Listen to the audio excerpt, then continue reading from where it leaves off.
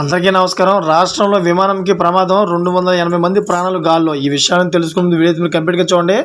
అప్పుడే మీకు complete information ఏంటో అర్థమవుతుంది. అదేవిధంగా చాలామంది వీడియో చూస్తున్నారు కానీ సబ్స్క్రైబ్ చేసుకోవడం మాత్రం మర్చిపోతున్నారు. దయచేసి సబ్స్క్రైబ్ చేసుకోండి. సబ్స్క్రైబ్ చేసుకోవడం వల్ల నేను చేసే ప్రతి ఒక్క అప్డేట్ మీరు ముందుగానే పొందగలుగుతారు.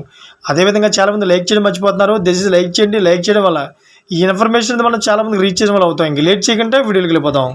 ఫ్రెండ్స్, తమిళనాడులో ఘోర ప్రమాదం తప్పింది. చెన్నైలోని అన్నా అంతర్జాతీయ విమానాశ్రయం నుంచి దుబాయ్ వెళ్తున్న విమానానికి త్రుటిలో ప్రమాదం తప్పింది.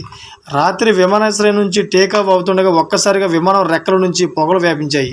సరిగ్గా రాత్రి 9:50 వ్యవధిలో అన్నా విమానాశ్రయం నుంచి బయలుదేరాల్సి ఉండగా ఈ ప్రమాదం చోటు చేసుకుంది. విమానం టేకాఫ్ అవుతుండగా మంటలు వ్యాపించాయి. ఈ సమయంలో ఇంజిన్ నుంచి పొగలు రావడంతో ఒక్కసారిగా అందరూ కంగారు పడ్డారు. దీంతో సిబ్బంది, ప్రయాణికులు భయాందోళనకు గురయ్యారు.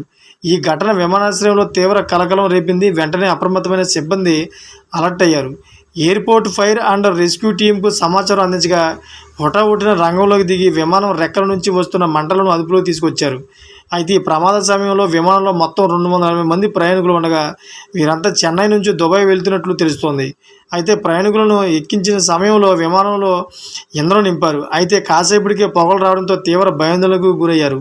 విమానం టేకాఫ్ అయిన తర్వాత పొగలు వ్యాపించి ఉంటే ఏంటి పరిస్థితి, ఎలా ఉండేదని భయాందోళనకు గురయ్యారు.